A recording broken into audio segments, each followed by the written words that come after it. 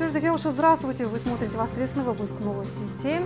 Я и мои коллеги расскажут вам о наиболее заметных событиях минувшей недели. И сегодня в программе.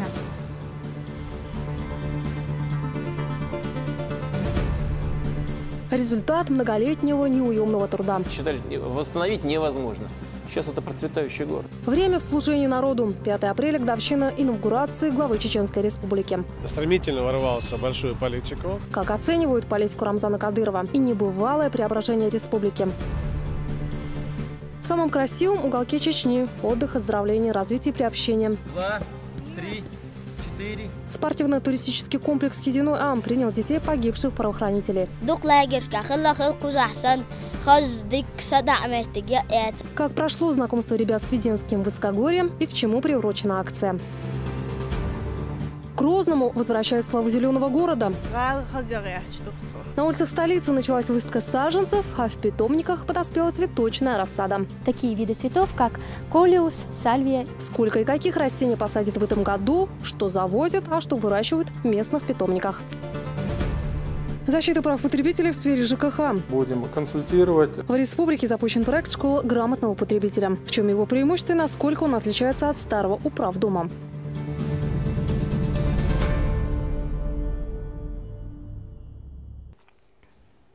8 лет с начала колоссальных перемен в Чеченской Республике. Сегодня исполнилась годовщина инаугурации Рамзана Кадырова. За это время коренным изменениям подверглись практически все сферы жизнедеятельности республики, превратив наш край в один из самых благополучных регионов России. Успешные показатели в работе вылились в безграничное доверие к власти с первых дней. За прошедший период достигнуты значительные успехи в решении ключевых проблем, связанных с возвращением региона к мирной жизни и противодействием терроризму. Ну а о переменах, связанных с возрождением республики, особенно столицы, которую даже подумывали перенести, можно говорить бесконечно. Впервые за долгое время изменилось и отношение к чеченцам. Стереотипы ушли в прошлое. Теперь нами восхищаются, а стремительно восстанавливаемую республику ставят в пример остальным. Кому и каких трудов это стоило, в репортаже Мадины Якубовой.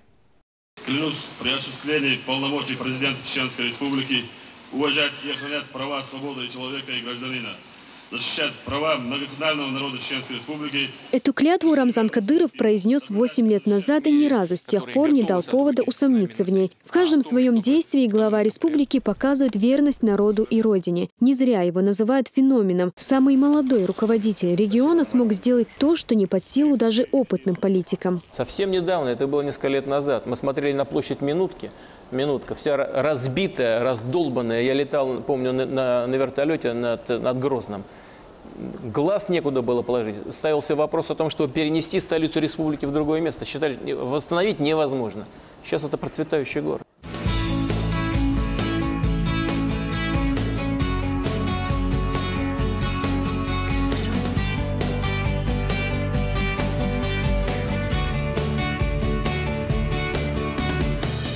Оказанное доверие Рамзан Кадыров оправдывает уже на первых порах своего утверждения. Он сразу же объявляет акцию «Без следов войны», которая успешно реализовывается во всех уголках региона. На территории Чечни отменяется режим контртеррористической операции. Аэропорт Грозный получает статус международного. И в 2011 году кандидатура Кадырова вновь выдвигается на пост главы республики на второй срок. Я глубоко признателен народу Чеченской Республики за решительную поддержку курса нашего первого президента Ахмада Хаджи Кадырова, который мы с вами проводим. Благодаря федеральному центру и героическому труду всего народа республика за последние 4 года неузнаваемо изменилась. Мы с вами сломали хребет международным террористам и уничтожили их главарей. Сегодня имя главы Чечни известно далеко за пределами республики. Можно смело сказать, Рамзан Кадыров – единственный региональный руководитель, с мнением которого считаются на международной арене. Об этом говорят дружеские и деловые отношения с лидерами Ближнего Востока, жесткие выступления главы Чечни против любого проявления терроризма не только в стране, освобождение пленных журналистов Life News летом 2014-го, проведение миллионного митинга против карикатур на лучшего из людей пророка Мухаммада, да благословит его Аллах и приветствует. Глава Чечни и генерал-майор Кадыров не раз отмечал в своих выступлениях, что он пехотинец Владимира Путина. За народ и свою страну готов отдать жизнь. И в подтверждение этому он вместе с 20 тысячами сотрудниками полиции дал клятву верности родине и президенту страны. Рамзан Ахмадович за те года, которые прошли, действительно стремительно ворвался в большую политику. Разумеется, восстановление города и республики после войны. Это обратное правовое поле членское общество вошло, российское правовое поле, это второе. А третье, как никто, Рамзан заставил, можно сказать так, работать бюрократию. В-четвертых, это его достижением за пределами Российской Федерации, особенно через него проходит сейчас красная линия, связь с арабским миром у России. Это достижение противодействия или борьбы с экстремизмом и терроризмом.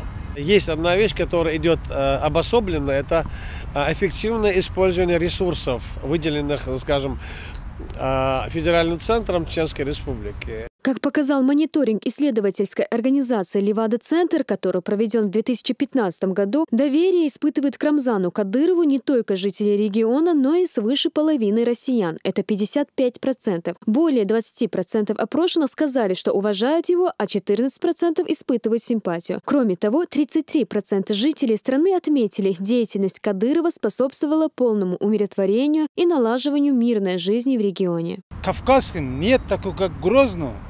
Такой чисто, порядки, везде аккуратно. Такие нет нигде. Дай Аллах Рамзан Кадыров здорово, очень рад такой Грозно. Ну, ни для кого не секрет, как город преобразился, как преобразилась республика, что появились у нас школы, люди стали жить мирно, никаких угроз нету, люди могут мирно жить. Я человек, который проживающий в центральной части Российской Федерации, думаю, что Рамзан Кадыров сделал главное.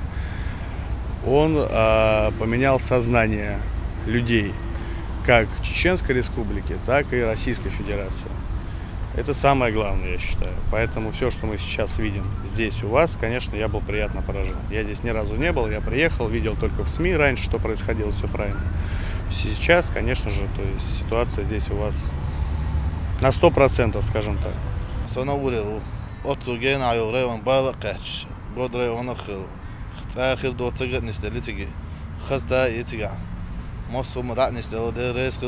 Говоря о восприятии россиянами ситуации на Северном Кавказе в целом, социологи узнали, что примерно 54% граждан считают обстановку на юге страны спокойной и благополучной, а еще 22% видят тенденции к улучшению ситуации. Комментируя мониторинг Левада-центра, Рамзан Кадыров отметил, возрождению региона способствовала твердая позиция президента страны Владимира Путина и заверил, что и впредь будет делать все возможное, чтобы оправдать доверие граждан. Еще одним показателем эффективной работы Кадырова является тот факт, что за 8 лет руководства глава Чечни удостоен множества государственных и общественных наград, в том числе звание Героя Российской Федерации, Орден за заслуги перед Отечеством 4-й степени, Орден Мужества, Орден Кадырова, медаль за отличие в охране общественного порядка, Орден Почета, медаль за заслуги в обеспечении национальной безопасности, Орден Доброты, Орден за верность долгу и медаль за заслуги в деле защиты детей России. أرسلنا من رسول إلا ليطاع بإذن الله.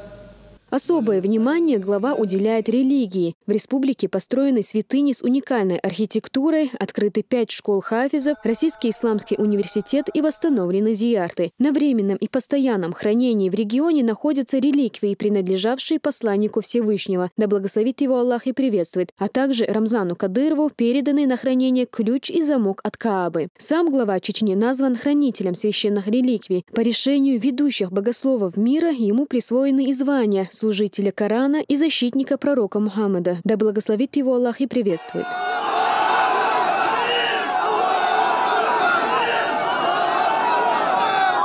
Не менее важно для Кадырова сохранение семейных ценностей и создание для молодежи лучших условий для самореализации. Активная работа с населением ведется в соцсетях. Они позволяют максимально быстро реагировать на обращения граждан. Развивается культурное наследие республики. Чеченский колорит чувствуется даже в современных постройках. По Высокогорью и другим живописным уголкам региона прокладываются туристические маршруты. Успешно работают санатории, лечебницы, спортивно-оздоровительные центры. Создана особая экономическая зона Ведучи, а над столицей республики скоро возвысится комплекс Ахмад Тауэр высотой 400 метров. Посетив Чеченскую республику, один известный исламский богослов сказал: происходящее здесь невероятно, как будто чеченскому народу удалось застать ночь Лейлятуль Кадр, ночь предопределения, загадать заветное желание, исполнение которого долго ждать не пришлось. На самом деле, оглядываясь в прошлое, не хочется даже представить, какова была бы жизнь в регионе, если бы все пошло по-другому и во главе субъекта не был бы человек, верящий, что невозможное возможно. Сегодня исторический момент, о котором потомки наши узнают как о периоде расцвета республики. Мадина Якубова, Магомед Мударов, Абубакар Зубайраев. Новости 7. В Духовном управлении мусульман Чечни начался прием документов, желающих совершить хадж. Правила оформления паломников в этом году немного изменились. Для совершения одного из 5 столпов ислама необходимо наличие загранпаспорта исключительно нового образца. В 2015 году священные земли смогут посетить около 3000 мусульман из Чеченской республики. Как отмечают муфтияти, санкции никак не повлияют на расходы паломников. По сравнению с прошлым годом разницы не будет. Весь процесс подготовки к хаджу руководство республики держит на контроле. Паломникам нужно соблюдать необходимые требования во время оформления и по прибытию на священную землю. Тағанға студия Хашун Ош Республикан Кюгл Хочун Гуянча Жовтағанов Адам Хамаршы Волғыл Құшар Хушмақылар Хашса Вақ Ешқарюқ Эзергеркстеган Халық Чершк Хаш Құшараху Хитсым Қарбол. Бисмиллахир-рахманир-рахим. Ақа Хошара حاجز أوار بالخا وباتش وملا أدمنا ويش خليولا أصله ديكتاي على بلغش بود عبيتش أخ باسبورت عدول حلا خيسم حلا هيتاس بيتلاتين باسبورت سنة أول حاجز هوشرة ديستلاتين باسبورت سنة بينا ويزنا شطوري وش إشتخيسم بوخل أخ أستيحاد عبيتش بالبو شابيجي باسبورت دوغيشو بريوم دокумент ودايولينا بالبوسيك عبيتش دقاش حجز بغان شارن هو حيلش قلوردو دقاش ليصار هو كيشم بابيس حاجز شي هو نية طول شو استجا هنز دينا شي حاجز أو شي كيشم بابيش بوسو أخ شي دوغ ويلتاي تي شي نية عند تي أخ ديلي جشتا دي تي ديل تلو أمت شي هنز دينا تاي شو سو عند الواقع شو عند الواقع تي إشتا شي هو يرتاح يرتاح مولا إمام ورسا يرتاح ياسين دينا وشي إمام ديويتش مالين ديويتش حاجة وقت سيجا بابيش بول بلغشة كيرت بلغش عامة بيشة أوقي ستوخكا بولا بيلا مفتياتي حال إناخا دعبالي أخا شي بجروبا مش رزبيت بينا مفتياتي حابة لنش دال مولا شي ركوت البلغة وقشة تاني حاج بلغشة عامة بيشة إبلغش كورش أو لكتش إبوخ بيربوش بو وندالا حا هينز دينا شي أخا إتسا داديشو عباد قيد ديزخل ريا دقو أخا داديشو مشوتيغا عامادش غاحيك ديسو هيست دي قردوش استقبلاح ملخ دي قرموت إرداق ديسو هو كيشم بابيستو شرط هذا دي قرا شينكي برخول شولا سيخت عدل ديشتيك خولا شي خانتوخ دي قرا خول سيخت عدل ديشتول دي قرا خانتوخ هاي وتشتيغا إذا استجا تو تنقرا برداق ديشتو شا حاجة أخوي سند عادي قردوش بيتش مويس أصلا بوربان تيبان سن وابا وياس نبعدو خانتو ياخدول دي قرر مثلا تعشو شو داش عدل ديش بشو داش عدل ديش خانتو ياخدش أستجنا أصلا بورب داقت إعداد تلاعة سن بورب داق سنتو دز دويس إشتا بالبوتيجا حاجة و عدل شيء توك ديون دا طول حلقة سخرش كي برا ناغنين أصلا يشير و برسي حق أوجر ريجونشكا أوجر أولع قستين شو ولات هوش را دام ولا إز قستين شو غاش حلم وايشوش إتسا جينا دوينا حواويش تجاهل شان حال دام ولا إشتا هوش ولايش وسناخنا بقينا خلي سوا عليه تلوش بشغل سوا ملاتنا قوتش حاج ديتا تاجا دقو عباد ديتا حلم حق أحيجتا أنا إشتملا يش أصله يشوف عندهم والله أخا حاجة بيوت شاقة ويجا دعال ساق دي خدر ويا هيتستيونا شيء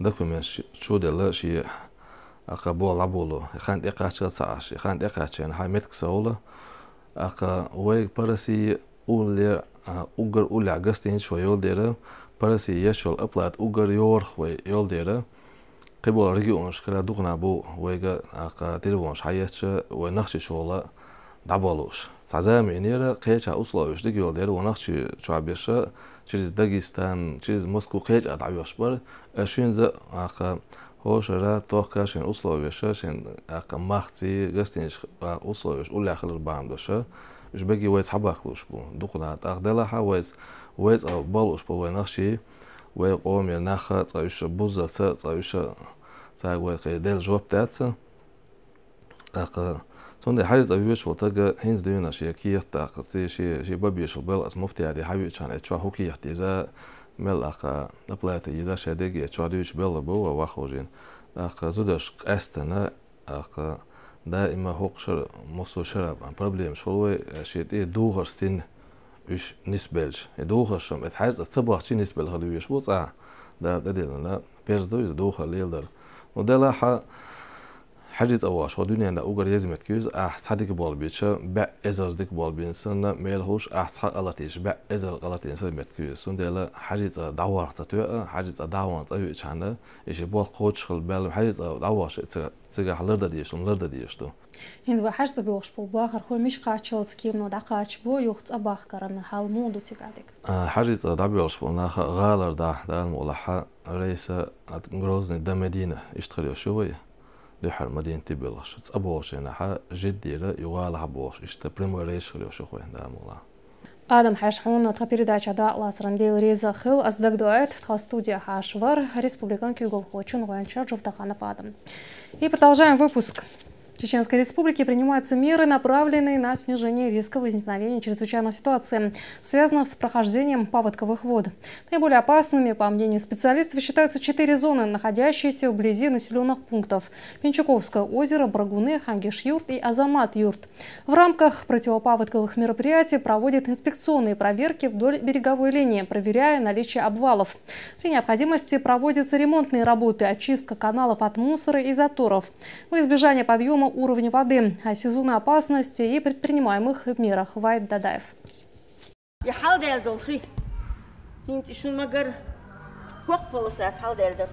Жительница города Урус-Мартан Малика Багаева впервые пострадала от затопления в 2012 году. Еще не до конца законченный ремонт своего дома Малика оценивает в более чем 100 тысяч рублей. Специалисты говорят, что бороться со стихией можно, сделав приблизительный прогноз и проведя соответствующие работы по предотвращению удара стихии. У нас разливы обычно бывают, когда накопление снега в горных массивах. Жара обычно август у нас и июль месяц разлив в основном бывает. Вот жара, да потом еще осадки, если большие осадки, тогда вот начинается разлив рек.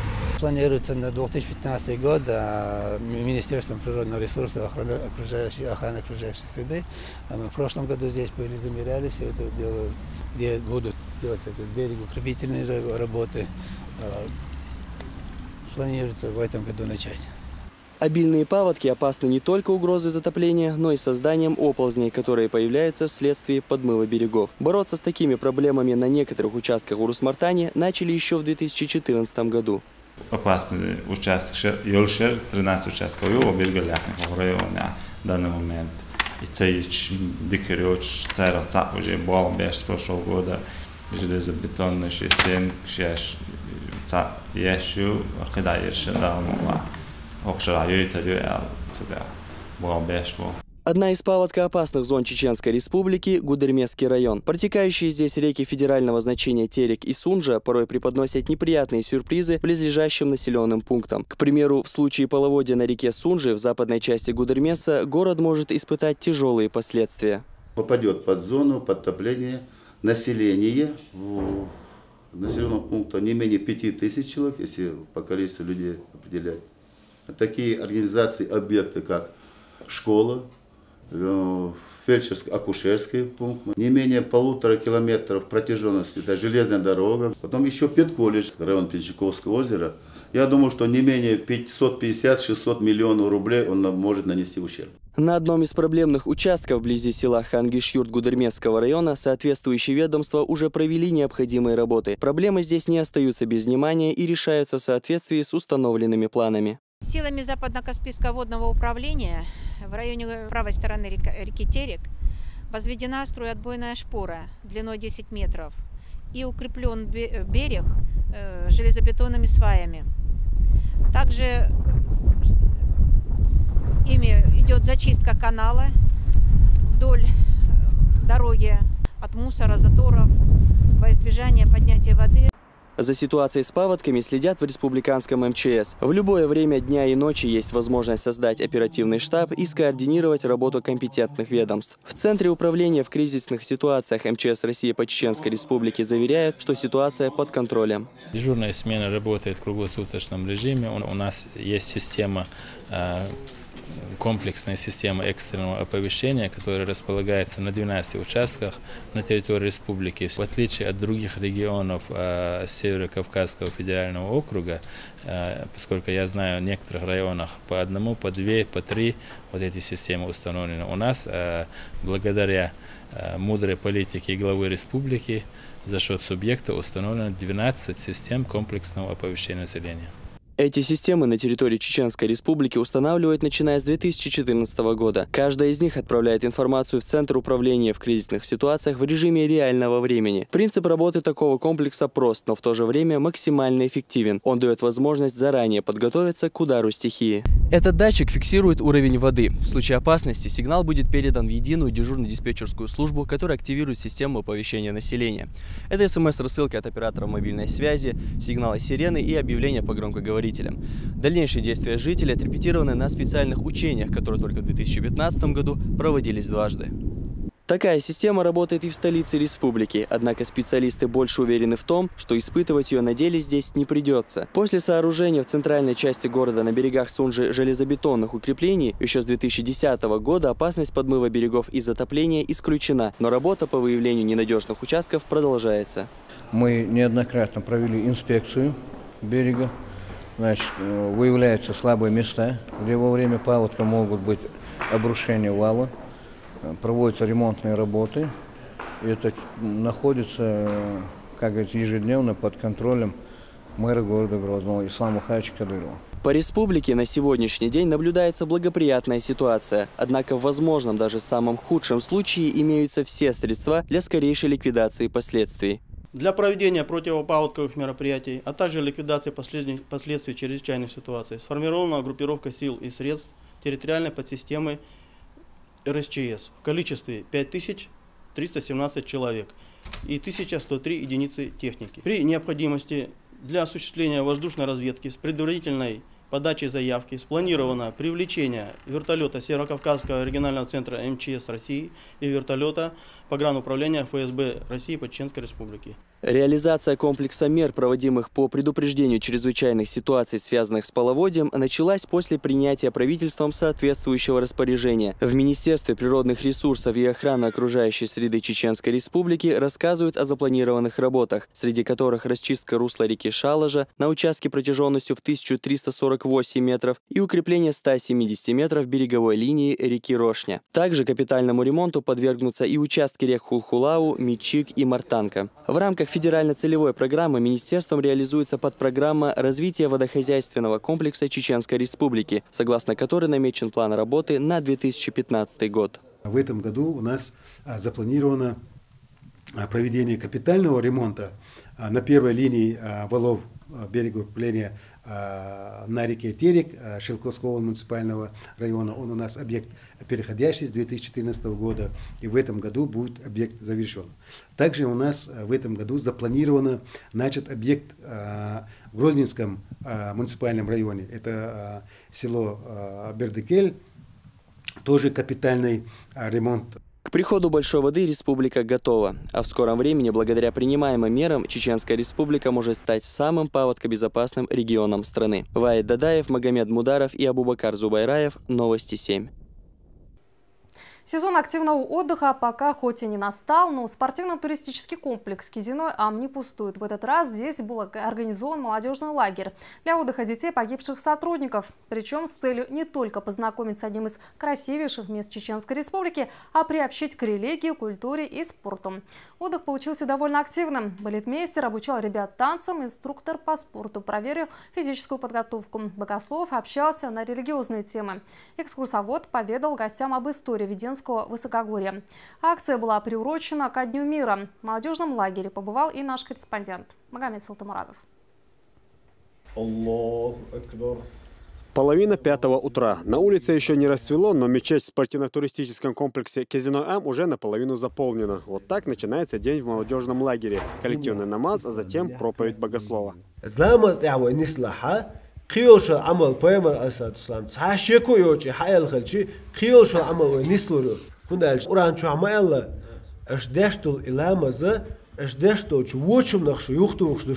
После молитвы до 8 часов утра отбой. Из-за насыщенного графика дети сильно устают и не всегда слышат звук будильника. Некоторых приходится будить с особой настойчивостью.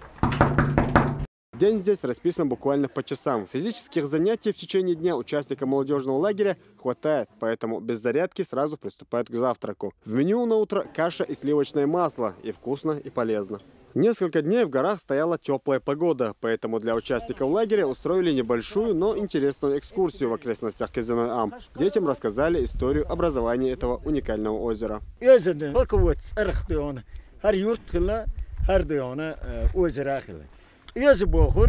нашел в источниках античных жадный золото был, богатый был. Кезиной-Ам по праву называют жемчужиной Северного Кавказа. Это самое большое и глубокое озеро в СКФО. Оно находится на границе Чечни и Дагестана, на высоте больше 1800 метров над уровнем моря. Из-за теплой погоды в некоторых местах лед на озере растаял. Дети смогли воочию увидеть эзенамскую форель, которая обитает только на Кезиной-Ам.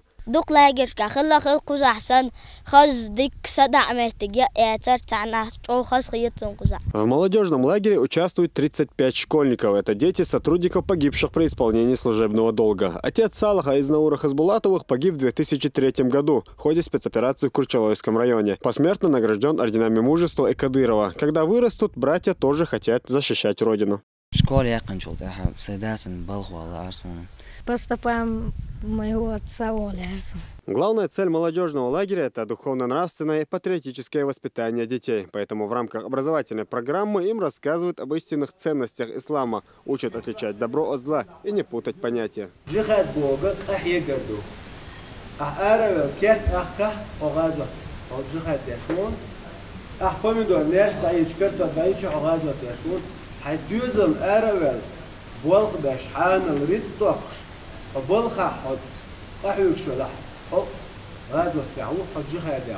Довольно много времени в молодежном лагере уделяется и физическим занятиям. На базе спортивно-туристического комплекса Кезиной-Ам есть все условия для этого. Футбол, бокс, смешанное единоборство, канат, прыжки. Каждый может найти спорт по душе. 58, давай. 59. Давай. Молодец. В течение нескольких дней при желании дети могли постигать также и азы хореографии. Их учили, как правильно исполнять национальный танец. Что важно, души Бога, история танца. Танца, гордость человек, это основной танец будет. Молодежный лагерь проводился в рамках реализации единой концепции по духовно-нравственному воспитанию подрастающего поколения. Он приурочен к празднованию Дня мира в Чеченской Республике. Среди организаторов МВД, Комитет правительства по туризму, Интернациональный клуб Кунаки, спортивно-туристический комплекс Кезиной-Ам и Министерство по делам молодежи. Конечно, одним заездом в проекте, чтобы все приняли участие, у нас, к сожалению, пока не получается, так как детей очень много, и мы поэтапно по определенному количеству ребят с разных районов будем проводить проекты, чтобы они могли принимать участие. На базе Кезиной-Ам один из участников молодежного лагеря отметил день рождения. Имениннику устроили настоящий праздник. Не забыли даже про торт. Икраму в этот вечер исполнилось 13 лет. Его поздравляли все – товарищи и администрация спортивно-туристического комплекса. Судя по лицам радостных детей, праздник удался.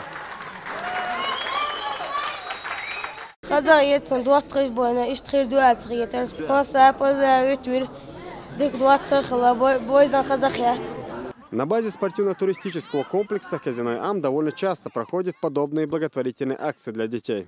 Смотреть на этих детей и кусочек какой-то доброты, который каждый из нас может дать им, это какая-то маленькая компенсация того, что отсутствуют их герои-отцы.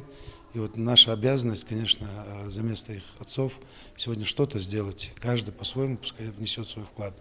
В молодежном лагере дети провели 4 дня. Срок, конечно, небольшой, но благодаря насыщенной программе и чуткой заботе организаторов им все же будет о чем вспомнить по возвращении домой. Магомед Салтмурадов, Адам Чекуев, Абубакар Зубайраев, Новости 7.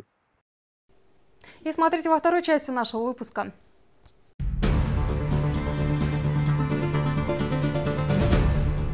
К Грозному возвращают славу зеленого города.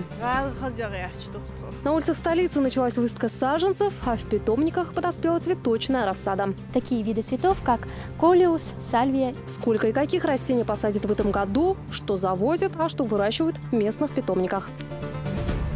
Защита прав потребителей в сфере ЖКХ. Будем консультировать. В республике запущен проект «Школа грамотного потребителя». В чем его преимущество и насколько он отличается от старого управдома?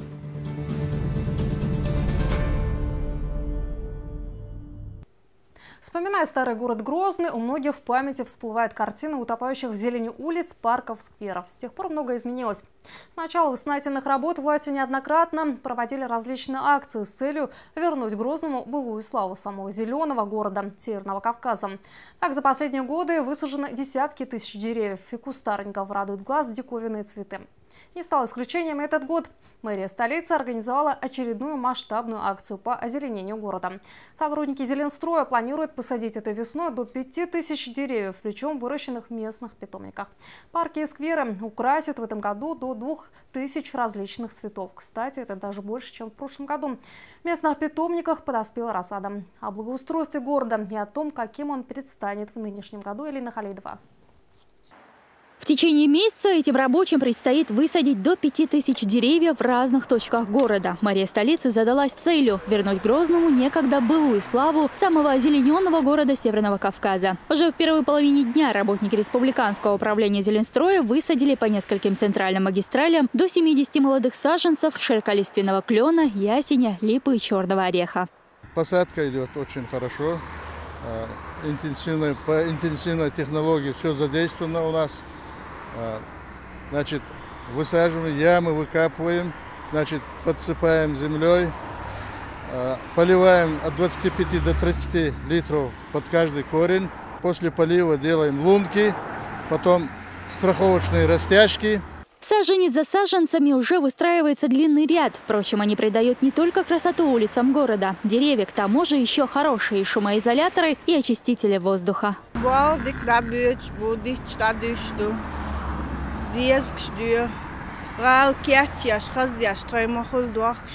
До сих пор все саженцы для посадки закупали из Дербента и Пятигорска. Зачастую такие деревья оказывались больными, что создавало массу проблем. Это заставило местных агрономов развивать в республике собственные питомники, на базе которых сегодня выращиваются платан, липа, багряник, клен и ясень. Где-то через 3-4 года нам ничего не надо будет завозить извне.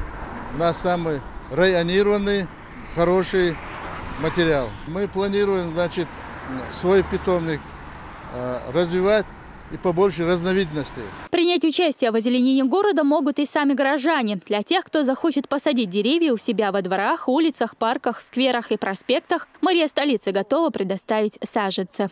Большая группа жителей уже была у нас. Единственное, у нас уже все саженцы были распределены. В ближайшие дни мы им тоже выделим, и они смогут во дворе у себя, значит, их высадить. И я был очень, скажем так, рад, что до десятка женщин пришли и в такой почти ультимативной форме требовали, чтобы мы им выдали саженцы. Значит, акция масштабная, она охватила основные улицы, проспекты города Грозного. Участвуют в ней все структурные подразделения мэрии, префектур, а также физические и юридические лица города Грозного. Желающих присоединиться к акции «Посадить деревья и цветы» среди горожан нашлось немало. К примеру, хозяева этого дома уже забрали свои саженцы и сразу же приступили к посадочным работам.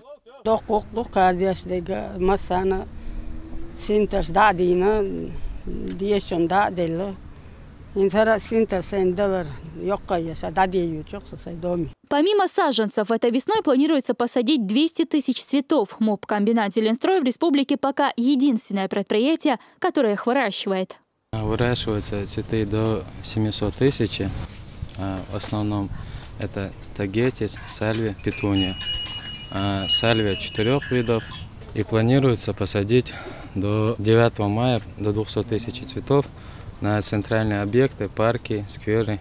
Процесс выращивания цветов – занятие не из легких. Семена собирают осенью и хранят в темном прохладном месте вплоть до февраля, пока не настанет время, когда их можно будет посадить в ящики. Затем рассада готовится к доращиванию для дальнейшей высадки в грунт. Здесь они содержатся до полного цветения при определенной температуре. Цветок цинерарии. А вот эти у нас в основном спагетти, салли. У нас много видов. Колиус, традисканция, ипомея.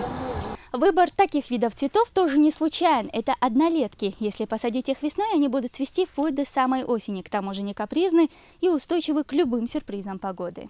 Предприятие, как говорится, уже готово выйти в массы. С этого года Зеленстрой планирует сделать цветы доступными для простых покупателей. Тем более объемы разведения и выращивания это вполне позволяют.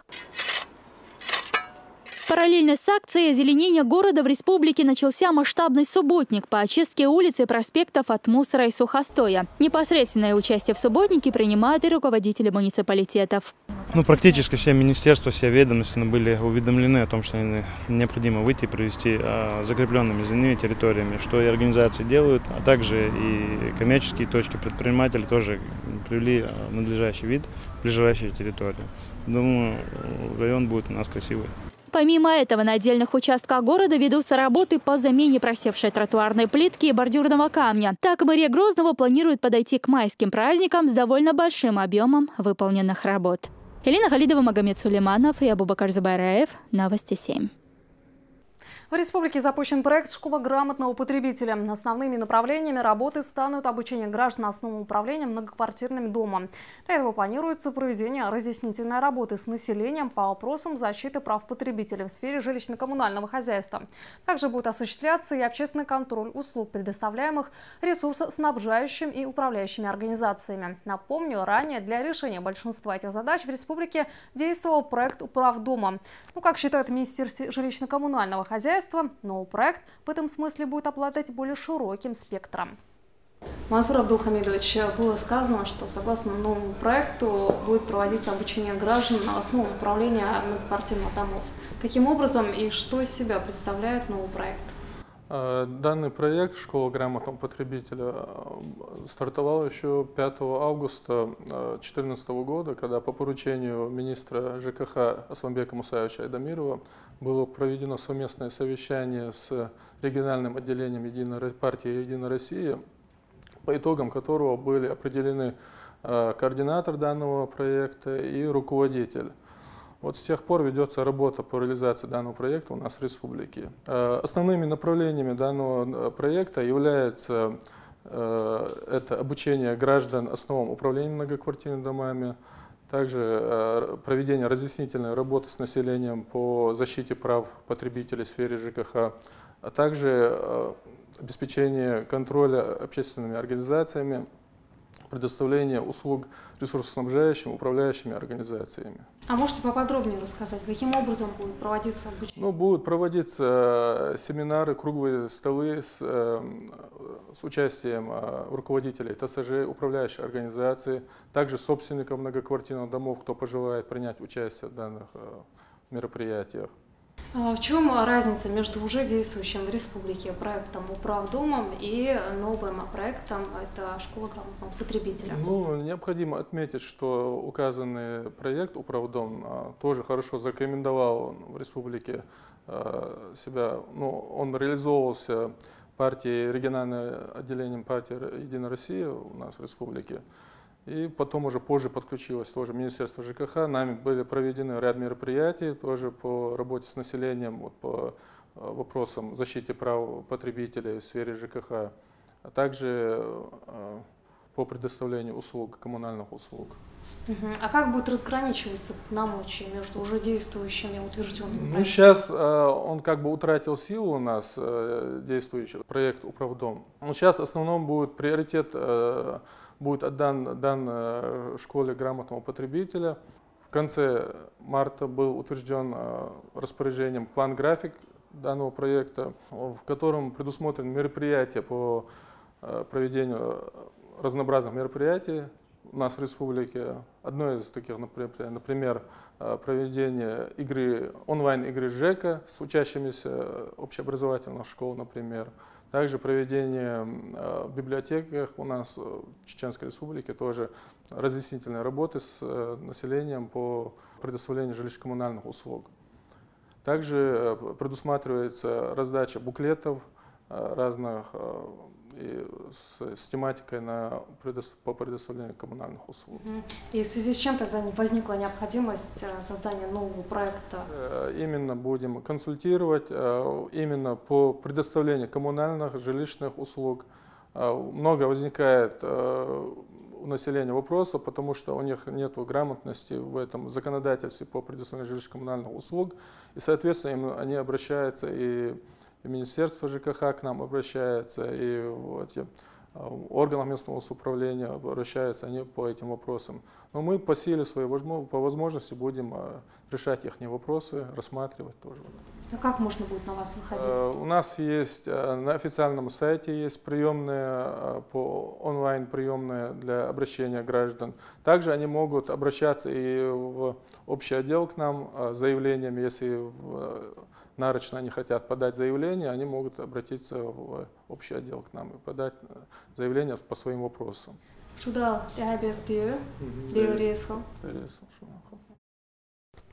Интернет прочно вошел в жизнь современного человека. Он в первую очередь позволяет значительно расширить возможности людей. В особенности это касается сайтов, государственных организаций и учреждений, благодаря которым пользователи могут без труда, а главное, не выходя из дома, оплатить все имеющиеся задолженности, будь то по жилищно-коммунальным услугам или штрафы ГИБДД. Существует также множество ресурсов, помогающих в поисках работы. О преимуществах всемирной паутины и о том, насколько жизнь упростилась. Атов Хаджиев. С появлением в повседневной жизни сети интернет в обществе начались разночтения по поводу полезности или, наоборот, пагубности всемирной паутины. В Чечне он буквально сразу завоевал широкую популярность среди молодежи. Такое повальное увлечение вызвали среди более старшего поколения определенные стереотипы. К сожалению, к большому, достаточно такая весомая часть населения Чеченской Республики рассматривает интернет только как средство развлечения. В основном это такое старшее поколение. Те, кто помладше, да, они используют его как развлечение, но все-таки знают, что интернет имеет безграничные возможности. Именно благодаря им, конечно же, у старшего поколения сложилось такое стойкое мнение. Еще 2 года назад Ильман Вахидов работал совсем по другому профилю. В его обязанность входило создание благоприятного имиджа региона. С тех пор изменилось многое. Сайты государственных органов стали качественнее как по содержанию, так и внешнему виду. Сами сайты, конечно, государственных органов стали более удобными, более информативными. И это такая тенденция, которая просто должна быть, от нее никуда не денешься. Было просто обращено внимание на то, что сайтами должен заниматься определенно квалифицированный специалист. Достаточно хотя бы одного человека, специалиста, который бы поставил бы на ноги сайт. И во вторую очередь это простое следование таким простым рекомендациям. Чеченский сегмент интернета стал более социально ориентированным. Сайты министерств и ведомств, а также муниципалитетов все больше стараются удовлетворять потребности населения через виртуальную сеть. Для населения создаются удобства, которые позволяют им, не выходя из дома, узнать интересующую информацию или решить кредитные вопросы. В частности, на сайте Управления Федеральной службы судебных приставов по Чеченской Республике можно всего в несколько кликов узнать о своей задолженности. Нужно лишь ввести свою фамилию, имя, отчество и год рождения. Одним из самых полезных ресурсов для населения является сайт госуслуги. Интернет-пользователи здесь могут оплатить жилищно-коммунальные услуги, штрафы ГИБДД, оформить загранпаспорт и совершить другие важные операции. Для этого нужно выбрать регион, в котором проживаешь, свой город или район и выбрать нужную услугу. На 1 апреля, допустим, у меня, видишь, 1582 рубля. То есть оплата это коммунальная. Яростный противник очередей Саламбек Тайсумов уже давно оплату за жилищно-коммунальные услуги производит через интернет. Благо, сделать это позволяет специальная программа единого расчетно-кассового центра столицы. Зайдя однажды в наш центр расчетный, мне очень не осталось желания стоять там в долгих очередях, поэтому я зашел у консультанта, спросил сразу же, можно ли оплатить это все через интернет. Он сказал, без проблем, указал на очередь. Я не знаю, говорит, почему эти люди все стоят и в очередях здесь теряют свое время. Я взял, то есть там выдали пароль и логин моего личного кабинета, и дело в том, что с этого момента я все свои платежи провожу через интернет, сидя дома, не выходя, мне очень удобно и легко. Оплата через интернет бережет деньги, время и нервы, шутит Саламбек. Но, к сожалению, не за все услуги можно рассчитаться в сети. По ним приходится и ездить отдельно. Сегодняшний день недостаточно мне, допустим, оплатить свои коммунальные, мне нужно ехать в электросеть оплачивать, затем нужно в газ оплачивать, ехать отдельно. А при сегодняшней занятости и делах это не всегда успевает просто человек оплатить это все. Поэтому было бы здорово, конечно, если бы это можно было все делать через интернет и одним платежом просто оплачивать. Было бы очень удобно. В интернете имеются и специальные ресурсы, помогающие найти работу. К примеру, на сайте «Труд всем» сделать это проще простого. Пишешь в специальной форме название своей специальности, определяешь место, где хотелось бы трудоустроиться, и нажимаешь «Искать». Появление сети интернет ознаменовало начало новой эры информационных технологий. Он значительно упростил современную жизнь и привнес в нее много нового. Остается только научиться пользоваться ее благами и овладеть элементарной компьютерной грамотностью. Адам Хаджиев, Магомед Мударов и Абубакар Зубайраев. Новости 7.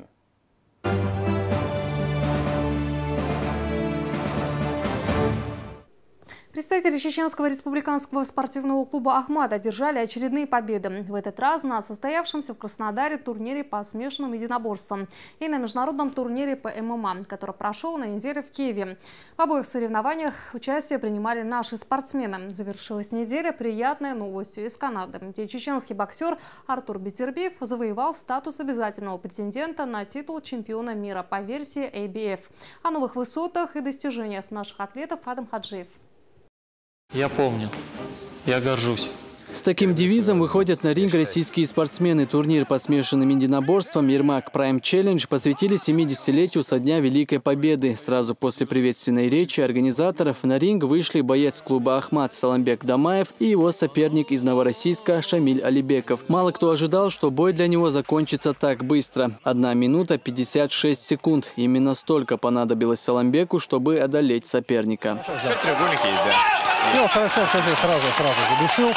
Молодец, прекрасно выучен Дамаев, я хочу сказать.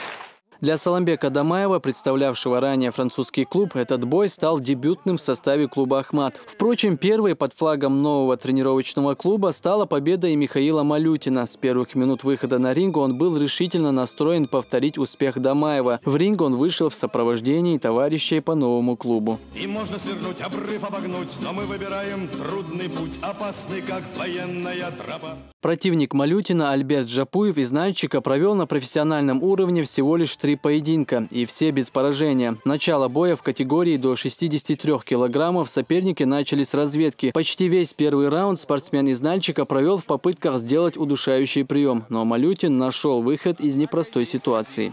10 секунд успеет ли? Вряд ли у Альберта такая же хорошая защита. Во второй пятиминутке Малютин переломил ход встречи, однако досрочного завершения боя так и не случилось. По итогам третьего раунда раздельным решением судей победу присудили Михаилу Малютину. Тяжелый бой. Тяжелый бой. Я хочу приурочить, конечно же, эту победу к великой 70-летней победе в Великой Отечественной войне. А посвятить бой своему новому клубу и, конечно же, Абуразайду Висмурадову, который мне поверил, поддержал меня и всей команде. Спасибо большое, друзья.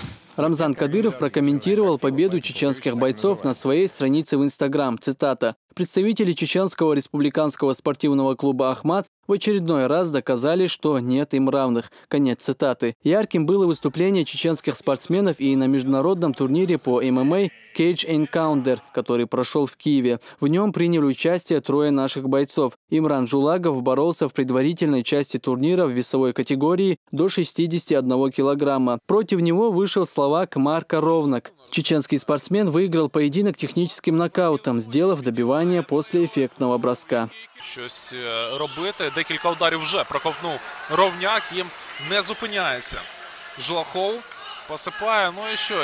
Другой чеченский спортсмен Хусейн Асхабов вышел против итальянца Николя Негри. Представитель клуба «Ахмат» является действующим чемпионом версии WWFC и в очередной раз защитил свой титул. Поединок завершился в первом же тайме. Хусейн не оставил сопернику ни единого шанса и выиграл встречу болевым приемом на руку. Этим наш боец принес в свой актив 10-ю победу кряду.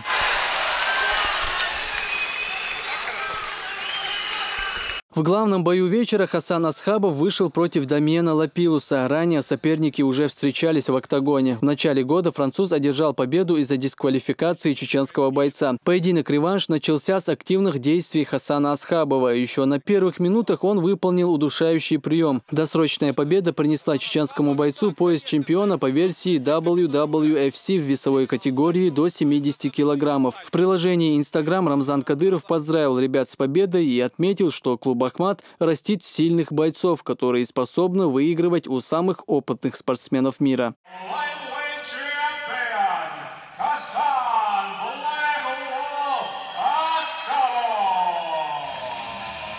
Приятной новостью для любителей спорта стала и победа чеченского боксера Артура Битербиева в бою против бывшего чемпиона мира испанца Габриэля Кампильо. Он проходил в канадском городе Квебек. Битербиев уже в конце первой минуты потряс соперника и через несколько секунд отправил его в нокдаун. Но затем не стал форсировать события и планомерно развивал свое преимущество. Четвертый раунд стал решающим. Артур Битербиев нокаутировал соперника.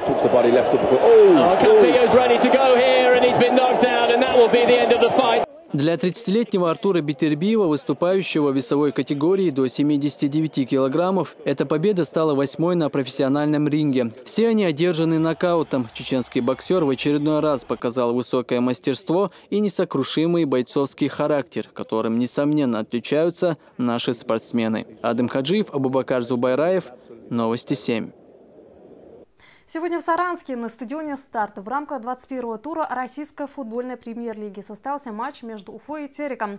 Перед этой игрой грозинцы занимали 9-ю строчку турнирной таблицы, имея в своем активе 25 очков. Уфимцы же располагались ниже, на 11-м месте при 19 очках. Последняя встреча соперников состоялась в первом туре в ноябре прошлого года. Тогда Терек дома одержал победу над Уфой со счетом 1-0. Чем завершился матч на этот раз, вы сможете узнать сразу по окончанию нашего выпуска. Матч Уфа-Терек смотрите на канале Грозная. Это были все наиболее заметные события за минувшую неделю. А я с вами прощаюсь. Адикёшин Маршаев.